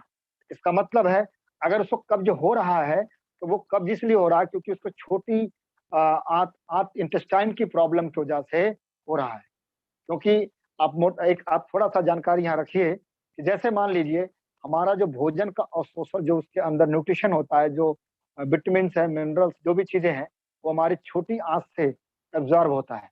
अब पता ही चलता है कि अगर एसिड, मान लीजिए हमारा भोजन एसिडिक बना रह गया, वो क्षार में कन्वर्ट नहीं हुआ, तो क्या होगा, एसिड जाकर के हमारी छोटी आंत में दिक्कत पैदा करेगा, और वही जो खाना है जब बड़ी आंत में जाएगा तो वो जाकर वहां पर दिक्कत पैदा करेगा। और जब वो दिक्कत पैदा करेगा तो क्या होगा, वो ऑटोमेटिक हमारे बड़ी आंत पर जो लोड पड़ेगा तो वो कब्ज की समस्या वहां उत्पन्न होना शुरू हो जाता है। मैं कोशिश ये कर रहा हूँ कि सामान्य भाषा में प्रयोग करने का प्रयास करूं ताकि हर व्यक्ति समझ सके, जो पढ़ा लिखा भी है, कम पढ़ा लिखा भी है। तो यहाँ पर अगर देखा जाए कि जब इस चीज को आप ध्यान देंगे तो आपको डायग्नोज करने में बहुत आसानी हो जाएगी। और एक बात और, इसी फिंगर की बात मैं कर रहा हूँ कि अंदर की तरफ ये हार्ट मेरिडियन है। हमने बहुतों को देखा है कि जब इस मेरिडियन पर, इस पॉइंट पे आप रखते हैं तो बहुत तेज लगता है, तो उसको घबराहट सी होती है कभी कभार, या उसको घबराहट के साथ उसका मुंह सूखने लगता है। इसका मतलब क्या हुआ कि उसको दिक्कत है, उसको सीने पे भारीपन भी बन सकता है, या उसको जकड़न भी हो सकती है, जो भी चीजें हैं। तो ये जो पॉइंट है, ये न कहीं जब ये पॉइंट लगेगा आपका, इस हार्ट का पॉइंट, तो आप ये देख रहे होंगे छोटी उंगली में ये दोनों पॉइंट है। तो ये अगर ये स्मॉल इंटेस्टाइन भी प्रॉब्लम में है और ये भी प्रॉब्लम है, इसका मतलब है कि पेट की गड़बड़ी से इसको दिक्कत आ रही है। और इसी दिक्कत से, तो इसमें जब आप चेकअप करते हैं तो मैं आपको एक आदर्श तरीका बताता हूँ कि आप क्या करिए, सारे पॉइंट का एक चार्ट बना लीजिए। चार्ट बना करके जब आप चेकअप करते हैं तो उस समय ये देखिए किस पर इलेक्ट्रिकल वेव्स की तरह मालूम हो रहा है, और किस पर चुभन सा मालूम हो रहा है, और किस पर कम चुभन मालूम हो रहा है। आप उस पर टिक लगाइए, उस पर कोई अपना सांकेतिक चिन्ह लगा दीजिए, जिससे आप समझ सके, ताकि आपको समझने में आसानी हो जाएगी, आपको डिसीजन लेने में आसानी हो जाएगी कि इस व्यक्ति को ज्यादा प्रॉब्लम क्या क्या है और इस प्रॉब्लम की जड़ क्या है। जब आपकी प्रॉब्लम की जड़ पे जाएंगे तो क्या होगा, कि आप उसकी समस्या का निदान आप सप्लीमेंट से और एक्टिव लाइफ मशीन की थेरेपी से या बीसीएम की थेरेपी से और अपने भोजन से आप दे सकते हैं। बस जानने की जरूरत आपको यहीं पड़ती है यहाँ तक। अब मैं यहाँ पर थोड़ा सा बात करूंगा कि हेडेक, सिर में दर्द होते हैं लोगों के, तो यहाँ पर अगर देखा जाए ये चारों उंगलियां हैं, चार उंगलियां हैं। अब जैसे जो हमारा इंडेक्स फिंगर है, यहाँ पर जो गांठ बनी हुई है, मतलब जड़ से दूसरा गांठ, अगर इस पर हमें तेजी से लग रहा है, करंट की तरह लग रहा है या चुभन हो रहा, इसका मतलब है उस व्यक्ति का जो माथा है ये भारी रहता है, या यहाँ साइड में जो है उसको कभी न कभी दर्द हो जाते हैं। ये पॉइंट पता चलता है। अब अगर इस पॉइंट से कैसे ये क्यों हो रहा है, ये गैस की समस्या भी हो सकती है, या सिर में गर्मी, जैसे कभी कभार इंसान बहुत देर तक खाना पीना नहीं खाता है, बहुत ज्यादा खाली पेट रहता है, तो धीरे धीरे उसके सिर में गर्मी होने के चक्कर में ये दर्द बीच बीच में स्टार्ट होने लगता है। अब बात हम करते हैं मिडिल फिंगर की, बात करते हैं। अगर मिडिल फिंगर में इस गांठ पर, मिडिल गांठ पर अगर चुभन सी हो रही है, तो हमारे सिर का जो ये हिस्सा होता है, टॉप का हिस्सा है, कभी कभार ये भारीपन आ जाता है। तो ये चांसेस ये पैदा करता, अगर हम बीपी का पॉइंट चेक करें और बीपी का पॉइंट भी इंडिकेट कर रहा है हाई बीपी का, और ये भी कर रहा है, तो इसका मतलब है इसको कभी न कभी बीपी बढ़ जाता है, जिसकी वजह से ये भारीपन रहता है, ये इतना भारीपन रहेगा। और इसकी वजह से बहुत सारी समस्याएं भी उत्पन्न हो सकती हैं, जैसे बालों का झड़ना, किसी को गंजापन की समस्या आना, या बहुत सारी समस्याएं इसमें आ सकती हैं। अब इसके अलावा रिंग फिंगर की हम बात करते हैं। बहुत ऐसे पेशेंट आपके पास लोग ऐसे आते होंगे, माइग्रेन के लोग आते हैं, सिर दर्द के लोग आते हैं, और उनको सिर दर्द है, हेडेक, लेकिन वो कहते हैं मेरे को माइग्रेन है। अब पता चला कि अब उनको रियल में माइग्रेन नहीं है, उनको क्या है, कुछ और है। तो आप इस पॉइंट से क्लियर कर सकते हैं कि उस व्यक्ति को रियल में माइग्रेन है कि या कुछ और प्रॉब्लम है। अगर उसको माइग्रेन है तो आप माइग्रेन के हिसाब से उसका ट्रीटमेंट दीजिए, और अगर उस सिर दर्द है तो उसके हिसाब से उसको आप दे सकते हैं। अब बात करते हैं लिटिल फिंगर।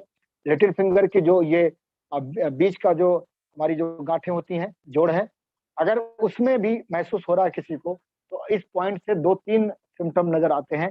पहला तो ये है, या तो इंसान को सिर का पिछला हिस्सा भारी रहता है, भारी रहने का रीजन उसका सर्वाइकल भी हो सकता है। तो जब आप सर्वाइकल को चेक करेंगे, तो सर्वाइकल का अगर पॉइंट लग रहा है बहुत तेजी से, तो इसका मतलब है उसके सिर में अगर भारीपन आ रहा है तो वो सर्वाइकल के चक्कर में आ रहा है। हो सकता है कभी कभार लोग सिटी स्कैन या बहुत सारे ब्रेन के चेकअप करा लेते हैं, और पता चला सिर के दर्द का कारण का पता नहीं चलता है, सिर में कुछ दिखाई नहीं पड़ता है। लेकिन जब आप एक लाइव मशीन से चेक करते हैं तो पता चलता है कि लिटिल फिंगर के इस गांठ में पता चलता है कि दिक्कत है। अब अगर दिक्कत आ रही है तो उसमें 2 चीजें हो सकते हैं, या पिछले हिस्से में कहीं न कहीं कोई क्लॉटिंग बन रहा है, कोई न कोई दिक्कत आ रही है, ब्लॉकेज है, या उसको कभी चोट लगा है सिर में, या सिर के बल गिर गया है और वो चोट पुराना हो चुका है। तो उस चक्कर में उसको ये दिक्कतें आ सकती हैं, क्योंकि मेरे सामने ऐसे बहुत सारे केस आए कि जो उनको बचपन में या कभी उनको सिर का चोट लगा और जीने से गिर गए या कहीं पर गिर गए, और उनको दिक्कत तो नहीं हुई कोई, लेकिन जैसे जैसे वो आगे बढ़ते गए, उनकी उम्र बढ़ती गई, फिर उनकी वहाँ समस्या जो है बढ़ने लगी। लेकिन उनको सिर में दर्द भी नहीं है, फिर भी उनको चक्कर आते हैं, उनको मिर्गी टाइप की आने लगता है, उसको मिर्गी तो नहीं बोल सकते हम, दौरे बोल सकते हैं। तो उनको वो दिक्कतें आने लगती हैं। तो हमें इस इक्वलाइफ से वहां पकड़ने का मौका बहुत अच्छा मिला है। तो ये सबसे बड़ा महत्वपूर्ण विषय ये रहा। अब यहाँ पर थोड़ा सा एक आध दो बातें और कर लें, क्योंकि टाइम अब बहुत कुछ हो चुका है। यहाँ पर मैं खासकर लेडीजों के लिए बोलूंगा कि लेडीजों को ब्रेस्ट में ट्यूमर होने के चांसेस कैसे हम पकड़ पाए कि इनको दिक्कत आ रही है। तो यहाँ पर आप अगर देखें, यहाँ मैं बताना चाहूंगा, अगर आप ब्रेस्ट का ट्यूमर के बारे में जानना चाहते हैं तो एंडोक्राइन सिस्टम को जरूर आप चेक करिए। एंडोक्राइन सिस्टम के साथ साथ लेडीज की जो नंबर 1, 2 और 4 का जो पॉइंट है उसको आप जरूर चेक करिए, और उसके साथ साथ ब्रेस्ट ट्यूमर का पॉइंट चेक करिए। अगर ये तीनों चारों पॉइंट लग रहे हैं, इस संकेत मिल रहे हैं, इसका मतलब है कि उसको हार्मोन की दिक्कत भी कहीं न कहीं उसको गांठे का सपोर्ट कर रहा है, उसको दिक्कत है। तो उसका इलाज आप उसी प्रकार से करेंगे, उसका समाधान उसी प्रकार से देंगे, तो सबसे बढ़िया है। तो यहाँ पर अगर वैसे बहुत सारे इसमें हैं, क्योंकि मैंने आपको पहले बोल दिया था कि डायग्नोस की जो प्रक्रिया को समझाने के लिए वो हमारे लिए 1 घंटा कम है, क्या हमारे लिए 5 घंटा भी कम है। तो इसमें हमने कोशिश करी है बहुत कुछ चीज़ें बताने के लिए, लेकिन मैं चलते-चलते 1-2 चीज़ें और बता दूँ, क्योंकि अब मैं जितना बताते जा रहा हूँ मेरा मन भी मान नहीं रहा है क्योंकि टाइम का थोड़ा देखना है। और यहाँ पर अगर हम बात करें कि यहाँ आप देख रहे होंगे स्टमक बना हुआ है। आप लोग ध्यान से अपने चार्ट में देखिए, हथेली के फ्रंट साइड में, फ्रंट में। ये जो स्टमक है कभी-कभार इस पॉइंट पे लगता है लोगों को, और इस पॉइंट के लगने से व्यक्ति को एसिडिटी बनती है या उसका पेट भारी, भूख नहीं लगना, बहुत सारी समस्याएँ यहाँ पर बनी रहती है। तो ये कुछ पॉइंट्स ऐसे हैं कि जो कि हम जान सकते हैं। यहाँ अगर देखें कि पाइल्स की समस्या है, पाइल्स का भी आप देख सकते हैं। पुरुषों में प्रोस्टेट की दिक्कतें आ जाती हैं, प्रोस्टेट का पॉइंट इसमें आपका दिया ही है। तो ये मैंने कुछ चीज़ें आपको बताने का प्रयास किया है। और आजकल एक समस्या आती है, लोगों को साइटिका की समस्या आती है। साइटिका के पॉइंट जो हमारा लिटिल फिंगर है, बैक साइड में आप देखेंगे साइटिका का पॉइंट है। अब इस साइटिका का पॉइंट रियल में साइटिका है कैसे क्या है, जब तक आप स्पाइन को टेस्ट नहीं करेंगे तब तक आपको यहाँ डिक्लेयर नहीं होगा कि ये किस वजह से हो रहा है, क्योंकि कारण को जानना बहुत ज़रूरी है। अगर यहाँ से आप जानकारी ले लेते हैं तो फायदा, क्योंकि लंबर रीजन से खासकर साइटिका की समस्या ज़्यादा डेवलप होती है। और कभी-कभार ऐसा भी होता है कि नर्व कुछ साइटिक नर्व ना दब दब करके कुछ और नर्व दबती है, और नर्व की वजह से मसल्स में प्रॉब्लम होती है, जो कि पैरों में दिक्कत आती है। तो लोग सामान्य जन कहते हैं कि वो साइटिका है, लेकिन वो साइटिका नहीं होती, कुछ और होता है। कहीं न कहीं हमारे रीढ़ की हड्डी से दिक्कतें आती हैं। तो ये मैंने कुछ चीज़ें आपको बताने का प्रयास किया है, और हमने मोटा-मोटा चीज़ बताया है कि जो आज के डेट में ज़्यादा समस्याएँ बढ़ रही हैं, समस्या इन्हीं इन्हीं चीज़ों से भारी भरकम समस्याएँ बढ़ती हैं, चाहे वो अस्थमा। अब मैं आपको एक चीज़ थोड़ा-सा बता दूँ कि जब भी किसी को अस्थमा की दिक्कत हो, आप उसकी बड़ी आँत का इलाज ज़रूर करिए।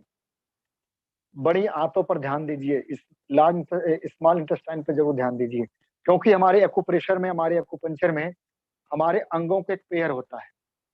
जैसे मैं एग्ज़ाम्पल दूँ, हार्ट का जो है पेयर, जो हमारा हार्ट का जो सहयोगी अंग है, वो छोटी आँत है, जिसको स्मॉल इंटेस्टाइन बोलते हैं।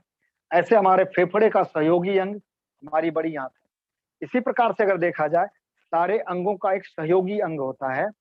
जब आप उसका इलाज करते हैं तो उसका साथ में ज़रूर उसका करिए, क्योंकि उसका इलाज करना बहुत ज़रूरी, क्योंकि वो सपोर्टिव होता है।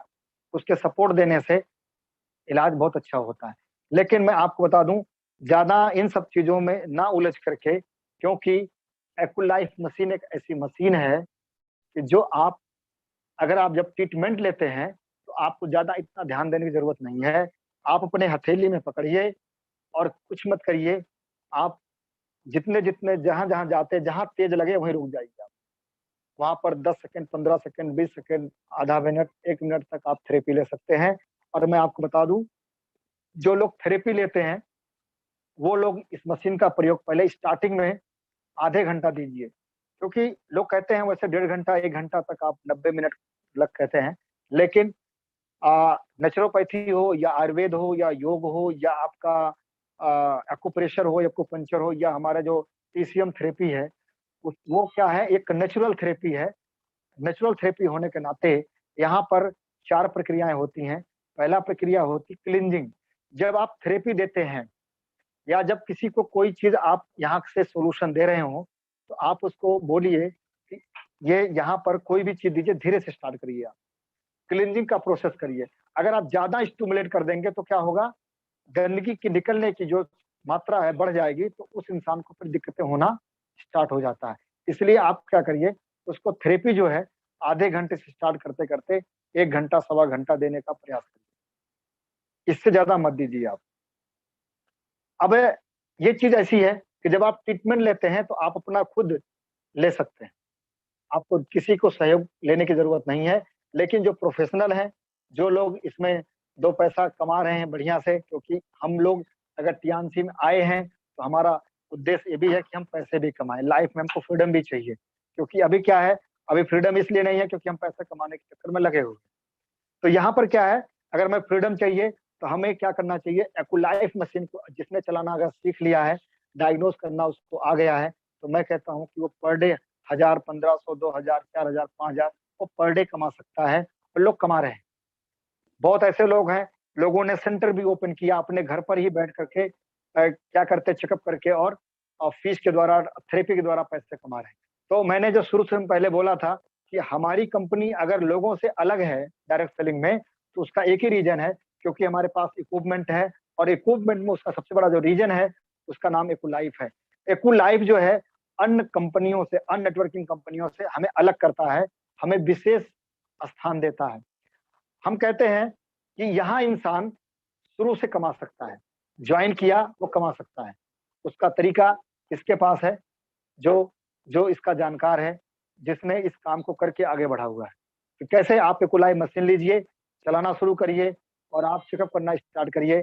आप उसका कुछ चार्ज रखिए, क्योंकि आपने मशीन में पैसा लगाया, आपने सीखा, आपने कुछ त्याग किया है, तो कुछ न कुछ आपका बनता है। तो आप इसको दोनों रूपों में कर सकते हैं। आप सीख करके लोगों को सिखा भी सकते हैं, और आप पैसिव इनकम भी ले सकते हैं, एक्टिव भी इनकम ले सकते हैं। जैसे हमारे गुप्ता सर बोलते हैं कि टीएनसी में 2 तरह का इनकम है, एक पर्स इनकम और दूसरा बैंक इनकम। तो पर्स इनकम अगर देखा जाए, किसी भी नेटवर्किंग कंपनी में पर्स इनकम नहीं मिलता जब तक हम प्रोडक्ट बेचेंगे नहीं। लेकिन टीएनसी ने हमें एक ऐसा अजूबा चीज हमें पकड़ाया है कि जिसके माध्यम से हम पर्स इनकम बखूबी कमा सकते हैं। तो हमने कोशिश किया है आपको समझाने के लिए, क्योंकि डायग्नोस की जो प्रक्रिया होती है वो एक लंबी, एक सीखने की जो प्रक्रिया, एक लंबी प्रक्रिया है। तो इस प्रक्रिया को जानने के लिए हमें थोड़ा टाइम की भी जरूरत पड़ती है। तो मैंने जो टाइम लिया है, क्योंकि समय का भी ध्यान रखना है, 1.5 घंटा हमने से थोड़ा कम, जैसे 1.25 घंटा का हमारा टारगेट था। तो हमने प्रयास किया आपको समझाने की। हम विश्वास करते हैं, आशा करते हैं कि आप लोगों को समझ में आई होगी।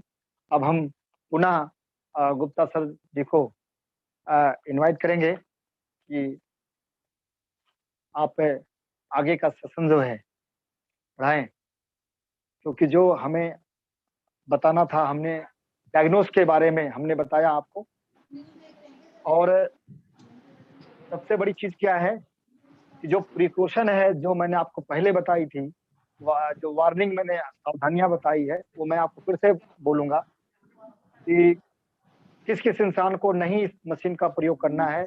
जो प्रेगनेंसी पीरियड में है, जो पीरियड जिस लेडीज को प्रेजेंट टाइम में है, जिसके शरीर हार्ट में पेसमेकर लगा हुआ है, जिसको अभी तत्काल में ऑपरेशन हुआ है, जो लोग अभी क्या कहते हैं उनको टीबी हो चुका है, ऐसे लोगों को आप इस्तेमाल इस मशीन का ना कराएं।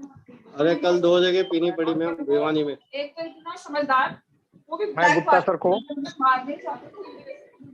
जी सर, इंद्रजीत सर, बहुत बढ़िया सर, बहुत बढ़िया सेशन, सुपर मजा आ गया। और जितनी भी तारीफ की जाए सर उतनी कम है। आज की जो ट्रेनिंग थी आपने बहुत ही बाई हार्ट दी है, दिल से दी है, और बहुत ही बढ़िया तरीके से दी है। और मैं ये कहना चाहूंगा सभी लोगों को कि ये ट्रेनिंग को एक बार ना देखें, कम से कम ये ट्रेनिंग को 21 बार देखें दोस्तों। 21 बार ये ट्रेनिंग देखो, आपके दिल और दिमाग और आपके जहन में ये ट्रेनिंग बिल्कुल समा जाएगी, और इस ट्रेनिंग का आप पूरा फायदा उठा पाएंगे। अभी मैंने चैट बॉक्स में YouTube लिंक डाला है अपना इस चैनल का, तो जिन लोगों ने चैनल को सब्सक्राइब नहीं किया वो लोग सब्सक्राइब कर लें, और बेल का बटन दबा के उसको भी ऑल का बटन दबा दें, जिससे कि सारी ट्रेनिंग की वीडियो आपको मिलती रहे। तो इंद्रजीत सर, आज का सेशन धमाकेदार, सुपर से भी ऊपर, और बहुत ही बढ़िया, बढ़िया नहीं बढ़िया से भी बढ़िया मैं कहूँगा। और मैसेज दनादन आ रहे हैं, मेरे बिना बोले मैसेज आ रहे हैं। तो दोस्तों, आपको आज की ट्रेनिंग कैसे लगी जल्दी से लिख के भेजिए वाओ। तो देखते हैं किस किस के आ रहे हैं मैसेज वाओ के। तो मैसेज का सिलसिला लगातार चल रहा है दोस्तों। तो अब हम यहाँ देखेंगे, Anil Benda ji, very excellent, training sir. And Sudhir ji, fantastic. And Siddharth ji, good morning sir. Preeti ji, 4-star Sonipat से super से ऊपर sir. योगेश कुमार जी, जबरदस्त ट्रेनिंग सर, धन्यवाद. Parveen Paliya ji, very nice training sir. Hukum Singh ji, very good knowledgeable session sir. Sunita Kohal ji, जबरदस्त training session sir. And Tara Chand ji, very nice. Chetna Chauhan ji, जबरदस्त training session sir. और अक्षय चौहान जी, जबरदस्त training sir. Poonam ji Baghpat sir ji, आज तो कमाल कर दिया जी, समझाने में जी अच्छा लग रहा है. बहुत मतलब आपके लिए काफी अच्छा लिख रही है, बहुत अच्छी तरह से आपने आज समझाया. Akshay Chauhan ji, great session. And Poonam Singh ji, very nice. And Neelam Rani ji, wow super से ऊपर session. Shiv Kumar ji, super session sir. Prem Devi ji, 8 star from Bhadugarh, जबरदस्त session sir. And Pratima Verma ji, जबरदस्त training sir. Rajendra Singh ji, super session sir, मजा आ गया, thanks Indrajeet sir. And Poonam ji ने बहुत सारा थैंक्स भेजा है. Ram Sharma ji, very very excited training, good morning to all. And Pratima Verma ji ने भी बहुत सारा थैंक्स भेजा है. गगन सैनी जी, गजब गजब गजब session sir, good morning Gupta sir, thank you so much sir, गजब कहने के लिए. और doctor Triveni ji, 5 star from Azamgarh, very good good sir, super से ऊपर. Rajendra Singh ji, wow sir. Prem Devi ji, wow sir. Preeti ji, great sir. Shiv Kumar ji, super से ऊपर ट्रेनिंग सर. संगीता जी पलवल से, wow sir. Anita Rathi ji, wow sir. And Rajesh Som ji, wow super. And Devashish Rawat ji, wow wonderful training. Anil Benda ji, wow. Yogesh Kumar ji, wow wow wow. Anita Rathi ji, great sir. Shobhna ji, wow.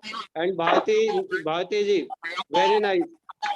Poonam Singh ji, wow sir. Akshay Chauhan ji, बहुत बड़ा वाला wow. Sanju Thakur ji, wow sir.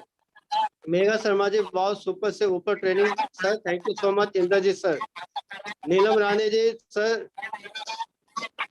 Neelam Rani ji कह रहे हैं जल्दी ही दूसरा सेशन भी लेना सर. प्रीति जी, वाओ जबरदस्त training sir. Doctor S Pal ji, very nice session given by Indrajeet sir, good morning sir. Nirmala ji, good morning sir. Papri Chakraborty ji, excellent training sir, it's help me a lot. Shobhana ji, very nice sir.